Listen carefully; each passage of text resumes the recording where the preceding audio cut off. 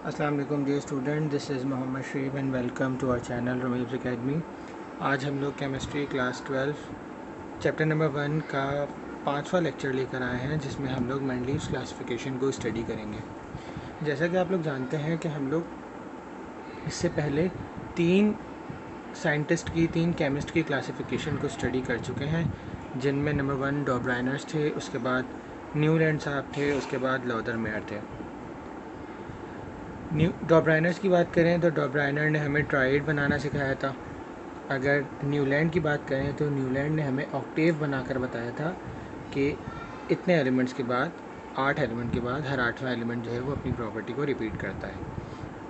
उसके बाद लॉदरमेयर साहब ने बताया कि जो पीरियोडिसिटी बताई बेसिकली कि similar chemical and physical properties के बारे में बताया, तो उन्होंने कर्व बना के बताया between atomic volume and atomic masses. मैंने आपको लास्ट क्लास में भी बताया था कि लॉदरमेयर साहब ने 1869 के अंदर अपना कर्व या अपनी क्लासिफिकेशन जो है वो डिस्कवर्ड की थी, बताई थी, और इन द सेम ईयर 1869 में मेंडलीव साहब ने भी अपना लॉ दिया। बेसिकली हम इसके पहले इंट्रोडक्शन और स्टेटमेंट वगैरह के बारे में पढ़ लेते हैं, फिर मैं आपको इसके बारे में समझाता हूँ कि इन्होंने क्या कारनामा अंजाम दिया आज के मॉडर्न पीरियोडिक टेबल के बनने में। तो इंट्रोडक्शन।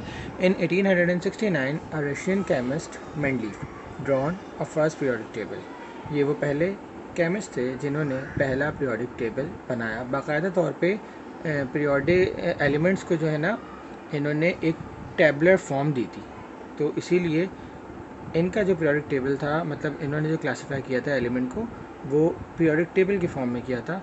तो इसीलिए हम ये कह सकते हैं कि ये पहले साइंटिस्ट हैं या पहले केमिस्ट हैं जिन्होंने पहला पीरियोडिक टेबल बनाया था। ठीक है, चलिए अब इन्होंने क्या कहा एलिमेंट्स की क्लासिफिकेशन के बारे में, हम इसका स्टेटमेंट पढ़ लेते हैं, जिनके लॉ को मेंडलीव्स पीरियोडिक लॉ कहा जाता है। स्टेटमेंट कहता है, the physical and chemical properties of elements are a periodic function of their atomic weights. कि जो एलिमेंट्स की फ़िज़िकल और केमिकल प्रॉपर्टीज़ होती हैं वो उनके एटॉमिक वेट की पीरियोडिक फंक्शन होती हैं। अब इस बात का मतलब समझने के लिए हम ज़रा थोड़ा सा फ्लैशबैक में जाते हैं और देखते हैं कि पिछले साइंटिस्ट ने क्या कहा था, मतलब इससे पहले लॉदरमेयर साहब ने, क्योंकि जो मेंडलीव्स का लॉ है या मेंडलीव का टेबल है वो बेसिकली लॉदरमेयर साहब की क्लासिफिकेशन की मॉडिफिकेशन है।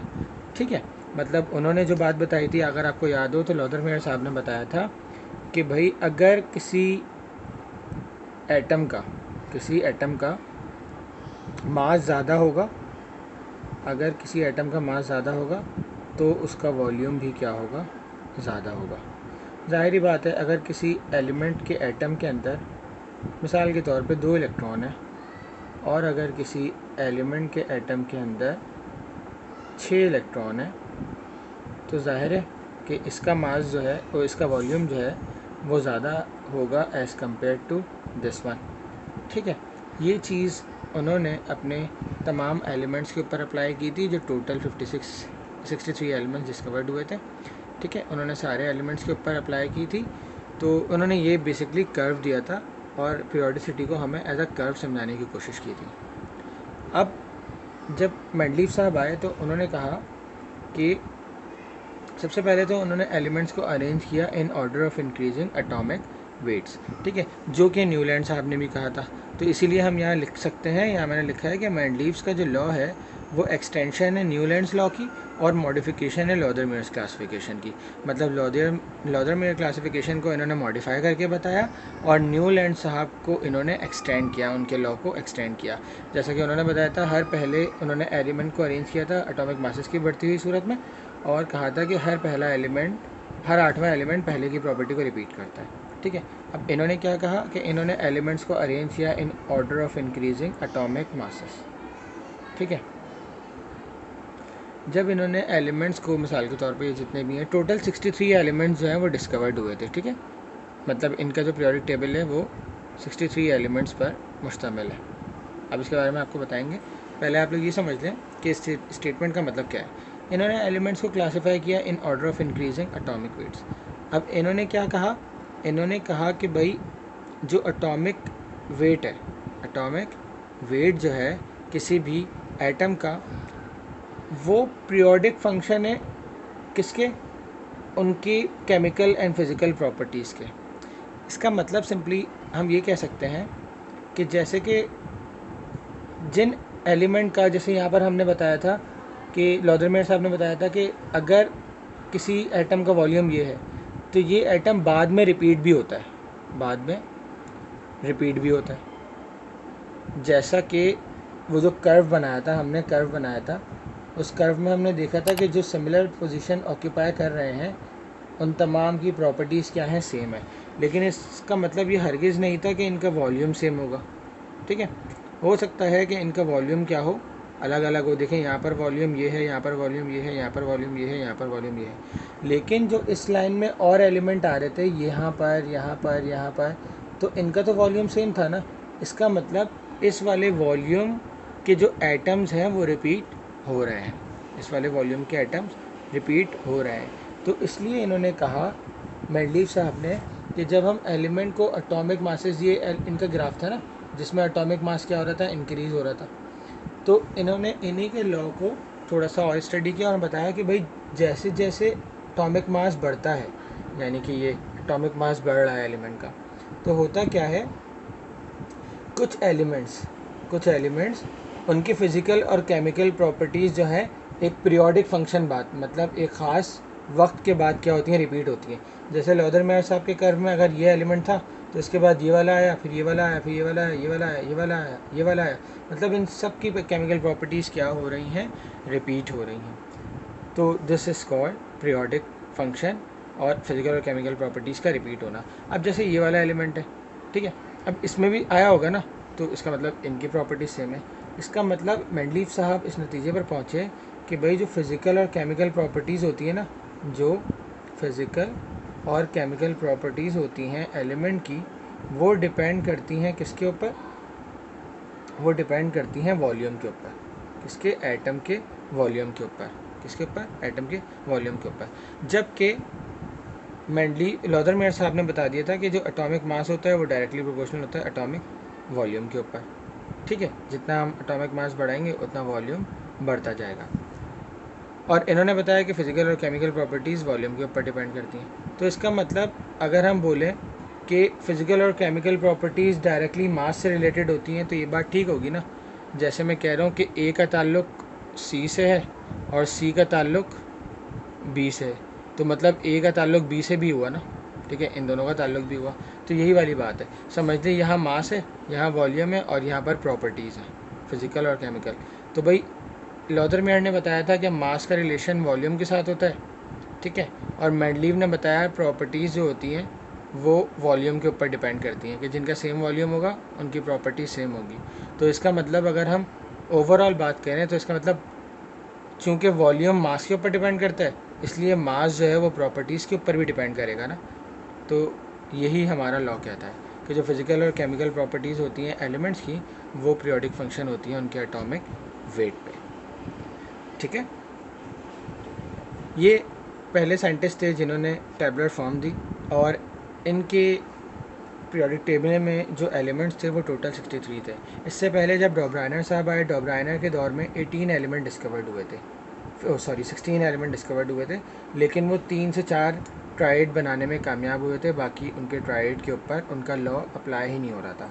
उसके बाद न्यूलैंड साहब आए, तो न्यूलैंड साहब ने भी यही किया कि उनके दौर में एलिमेंट 56 डिस्कवर्ड हो चुके थे, लेकिन उनका जो पीरियोडिक टेबल था या उनका जो पीरियोडिक लॉ था वो सिर्फ कैल्शियम तक अप्लाई हो रहा था, सिर्फ कैल्शियम तक, और हाइड्रोजन को भी उन्होंने हटा दिया था। लिथियम से स्टार्ट हो रहा था और कैल्शियम तक अप्लाई हो रहा था, इससे ज़्यादा एटॉमिक मासेस के ऊपर वो लग ही नहीं रहा था।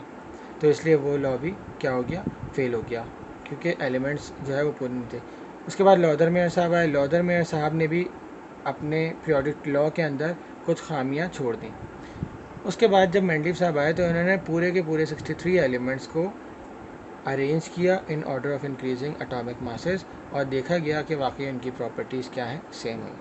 लेकिन इनका लॉ भी कुछ अरसे बाद जाके वो फेल हो गया, क्योंकि इनके पीरियोडिक टेबल के अंदर भी कुछ ना कुछ खामियां मौजूद थी, जिनको अभी हम डिस्कस करेंगे। सबसे पहले मैं इस क्लासिफिकेशन के कैरेक्टरिस्टिक्स बता दूं आपको, क्योंकि ये पहले केमिस्ट थे जिन्होंने पीरियोडिक टेबल की फॉर्म दी थी, तो इन्हीं की वजह से पीरियोडिक टेबल बना जो आज के दौर में मॉडर्न पीरियोडिक टेबल कहलाता है। तो इसीलिए इनके क्लासिफिकेशन को ज़रा डिटेल में पढ़ना ज़रूरी है। अगर हम इनकी डिटेल में पढ़ लेंगे तो हमें मौज़ले को पढ़ने में बहुत ज़्यादा आसानी होगी, मतलब मॉडर्न पीरियोडिक टेबल पढ़ने में आसानी होगी। तो आप लोग इसका स्क्रीनशॉट ले लें, फिर हम इसके कैरेक्टरिस्टिक्स की बात कर लेते हैं, इनकी क्लासिफिकेशन या इनके लॉ की। उसके बाद हम लोग इनके एडवांटेजेस और इनके डिसएडवांटेजेस की बात करेंगे जिसके बिहाफ पर मॉडर्न पीरियोडिक टेबल बना।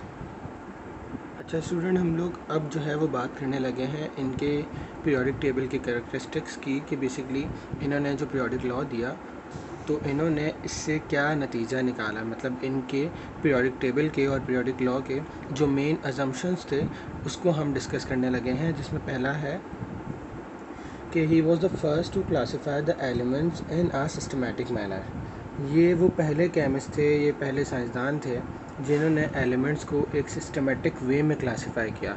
सिस्टमेटिक वे से मुराद क्या है कि उन्होंने टैबुलर फॉर्म बनाई, जैसा कि मैं आपसे जिक्र कर चुका हूँ कि इन्होंने बाकायदा तौर पे एलिमेंट्स को क्लासिफाई किया एक टेबल की फॉर्म में, ताकि हम एक सिस्टमेटिक वे में उसको स्टडी कर सकें।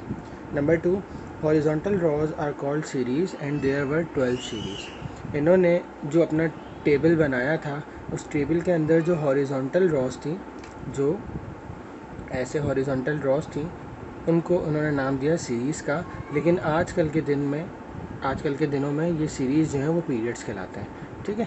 और इनके टेबल के अंदर जो पीरियड्स थे वो टोटल कितने थे, 12 थे, ठीक है। आगे चलते हैं। Vertical columns are called group. जो वर्टिकल कॉलम थे मतलब ऐसे, उनको इन्होंने नाम दिया ग्रुप का, और ये टोटल 8 ग्रुप थे, ठीक है। इसके अलावा इन्होंने एक और ग्रुप को आइडेंटिफाई किया था जिसका नाम इन्होंने रखा था ज़ीरोथ ग्रुप। इसका मतलब ये था कि ज़ीरोथ ग्रुप का मतलब ये था कि इसके अंदर जो है वो एलिमेंट्स आएंगे जिनकी वैलेंसी ज़ीरो होगी। इन्होंने अपने पीरियोडिक टेबल के अंदर इसको जगह नहीं दी थी, मतलब इन्होंने बाकायदा तौर पर इसको मेंशन नहीं किया था, लेकिन इसके बारे में इन्होंने जिक्र ज़रूर किया था। Number 4, element in each vertical column having similar properties. जो एलिमेंट्स सेम ग्रुप्स के अंदर आ रहे हैं उन तमाम की प्रॉपर्टीज़ क्या हैं, सिमिलर हैं। जैसे हम लोग पहला वाला इनके पीरियोडिक टेबल का पहला ग्रुप देखते हैं तो हम देखते हैं कि पहले आता है हाइड्रोजन, फिर लिथियम, फिर sodium, potassium, rubidium.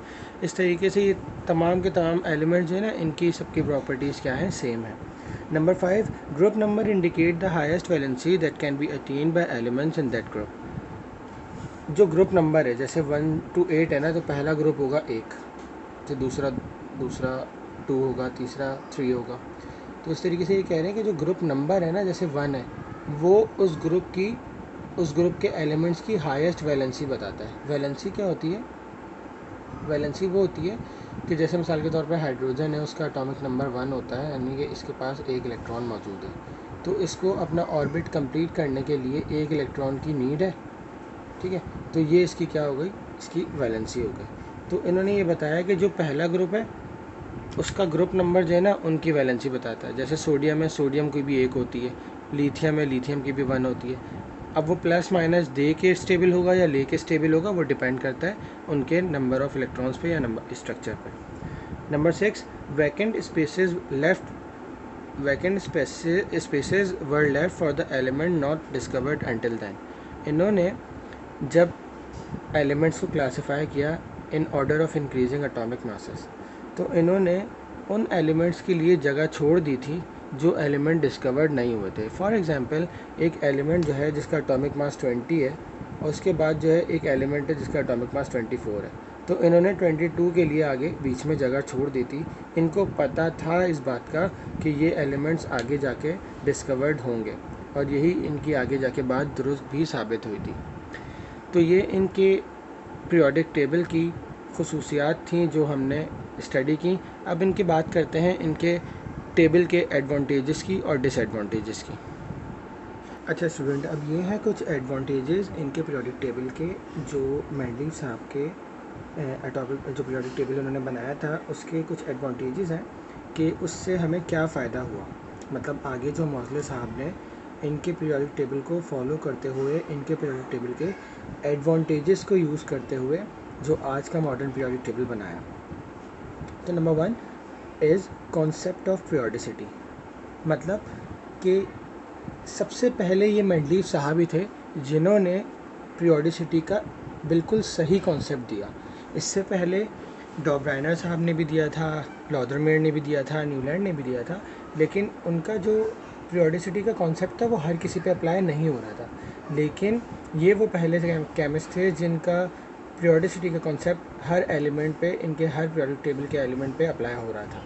For example कि अगर हम सोडियम की स्टडी करते हैं, अगर हम सिर्फ एक एलिमेंट, सोडियम एक एल्कली मेटल्स है, अगर हम सिर्फ इसकी स्टडी करते हैं तो हम इसके साथ साथ जितने भी एल्कली मेटल्स हैं जैसे लिथियम, पोटेशियम, रुबीडियम, सीजियम, उन तमाम की प्रॉपर्टीज़ को प्रिडिक्ट करने में कामयाब हो जाएंगे। तो this is the concept of periodicity. Number 2, forecast about the discovery of new elements. Mendeleev साहब ने पहले से ही वो एलिमेंट जो डिस्कवर्ड नहीं हुए थे उन तमाम की प्रॉपर्टीज़ को प्रिडिक्ट कर दिया था। ये एक बहुत रिमार्केबल जो है वो चीज़ है उस वक्त के दौर के लिए कि एक चीज़ जो अभी डिस्कवर्ड ही नहीं हुई लेकिन उन्होंने पहले से ही बता दिया कि भाई अगर वो डिस्कवर्ड होगी तो उसको मेरे वाले पीरियोडिक टेबल के अंदर फॉर एग्जांपल इस पोजीशन पे रखा जाएगा।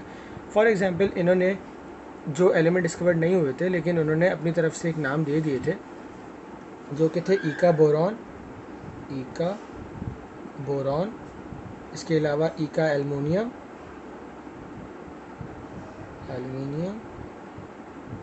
और ईका सिलिकॉन। इन्होंने इनको मतलब अनडिस्कवर्ड एलिमेंट के ये नाम रख दिए थे और इनके एटॉमिक मासेस और इनकी प्रॉपर्टीज़ भी वो प्रिडिक्ट करके चले गए थे। बाद में जब ये एलिमेंट डिस्कवर्ड हुए तो इनकी प्रॉपर्टीज़ बिल्कुल सेम थी जो वो प्रिडिक्ट करके गए थे। फॉर एग्जांपल इसके जो नाम रखा गया बाद में वो स्कैंडियम था जिसकी प्रॉपर्टीज़ वही थी जो मेंडलीव साहब बता के गए। ईका एल्युमिनियम का नाम जो है वो गैलियम था, इसकी भी प्रॉपर्टीज़ वही थी, और ईका सिलिकॉन का नाम जर्मेनियम था। तो ये पहले से ही इनकी प्रेडिक्शन बता दी थी कि ये एलिमेंट डिस्कवर्ड होने इनके ये जो है वो एटॉमिक मासेस और प्रॉपर्टीज़ होंगी। Number 3, correct atomic masses of an element. इन्होंने बहुत सारे डाउटफुल एटॉमिक मासेस जो पहले के दौर में जो एटॉमिक मासेस डाउट में थे ना कि इनका एटॉमिक मास ये है या नहीं है, उसको इन्होंने ठीक किया था। फॉर एग्जांपल जैसे बेरिलियम है, इसका एटॉमिक मास जो है वो ओरिजिनली कंसीडर किया जाता था कि वो 13.5 है, लेकिन ये बात गलत थी और इन्होंने मेंडलीव साहब ने इसको करेक्ट किया और इसको कहा कि इसका एटॉमिक मास 9 होता है। तो इस तरीके से इन्होंने मुख्तलिफ एलिमेंट्स के एटॉमिक मासेस को भी ठीक किया। तो आइए अब हम इसके डिसएडवांटेजेस को स्टडी कर लेते हैं।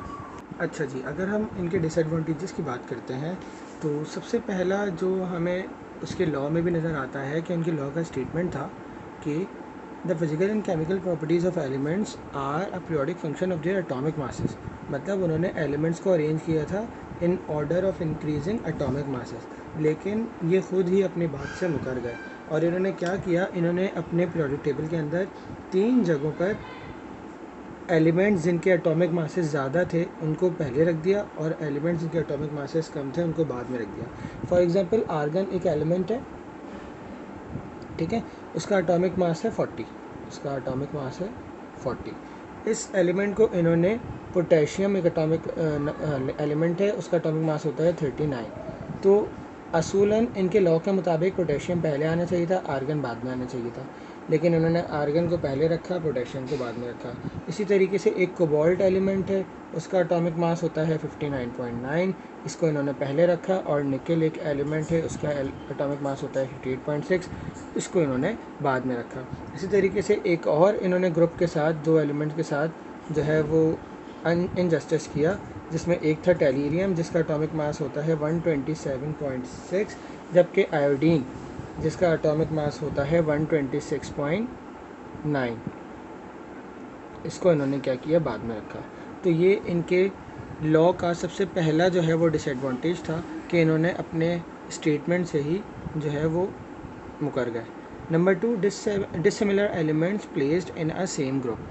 मतलब कि एक ही ग्रुप के अंदर उन्होंने मुख्तलिफ़ प्रॉपर्टीज़ रखने वाले एलिमेंट्स को भी रख दिया। जैसे एल्कली मेटल्स हैं, एल्कली मेटल्स कौन से होते हैं?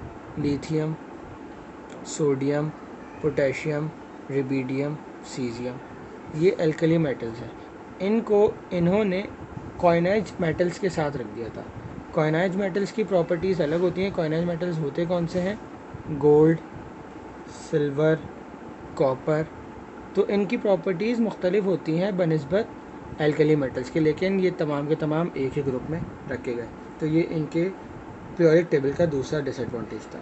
नंबर 3 ये कि नो प्लेस फॉर आइसोटोप्स, मतलब इन्होंने उन एलिमेंट्स के जिनके आइसोटोप्स होते हैं, जैसे हाइड्रोजन का आइसोटोप होता है ना, हाइड्रोजन का होता है प्रोटियम, उसके बाद ड्यूट्रियम आपने पढ़ा होगा 9th क्लास के अंदर केमिस्ट्री में, और ट्रीशियम। तो ये आइसोटोप होते हैं किसके? हाइड्रोजन के। इस तरीके से मुख्तलिफ़ किस्म के एलिमेंट्स के आइसोटोप्स होते हैं, लेकिन इन्होंने क्या किया, इसके लिए उन्होंने अपने पीरियोडिक टेबल के अंदर कोई जगह नहीं छोड़ी। ठीक है। नंबर 4 है इनका डिसएडवांटेजेस एटॉमिक स्ट्रक्चर का। जैसा कि हम जानते हैं कि इनका जो लॉ है वो है बेस करता किसके ऊपर? एटॉमिक मासेस के ऊपर। तो जब एटॉमिक मासेस के ऊपर कोई चीज़ बेस करती है तो इसका मतलब है atomic mass is the sum of proton and neutron. तो वहाँ पर तो इलेक्ट्रॉन्स की बात ही नहीं है। जब इलेक्ट्रॉन्स की बात ही नहीं है तो एटम का स्ट्रक्चर तो इलेक्ट्रॉन से देखा जाता है ना, क्योंकि प्रोटॉन तो ये होता है, न्यूक्लियस तो ये होता है, इसके अंदर प्रोटॉन और न्यूट्रॉन होते हैं। लेकिन जो इलेक्ट्रॉन्स होते हैं तो वो तो आउटर मोस्ट ऑर्बिट में होते हैं, और आउटर मोस्ट ऑर्बिट जब तक हमें नहीं पता चलेगा जब तक हम एटॉमिक स्ट्रक्चर कैसे निकाल सकते हैं। तो इसलिए ये मेंडलीव साहब जो है वो एटॉमिक स्ट्रक्चर का आइडिया देने में फ़ेल हो गए थे। इन तमाम डिसएडवांटेजेस को करेक्ट किया मोज़ले साहब ने, और उनके कुछ कोलीग्स थे, नील बहौर साहब, उन सब ने मिलकर जो है वो इन तमाम डिसएडवांटेजेस को करेक्ट किया जो इनकी गलतियां थी, और उनके एडवांटेजेस से फ़ायदा उठाया, मेंडलीव साहब के एडवांटेजेस से फ़ायदा उठाया, और उन्होंने एक अपना नया पीरियोडिक टेबल कंस्ट्रक्ट किया जो आज तक बिल्कुल करेक्ट है, और उसका नाम है मॉडर्न पीरियोडिक टेबल। इंशाल्लाह नेक्स्ट वीडियो में हम उसके बारे में डिस्कस करेंगे। तब तक अपना बहुत सारा ख्याल रखिएगा। अल्लाह हाफ़िज़।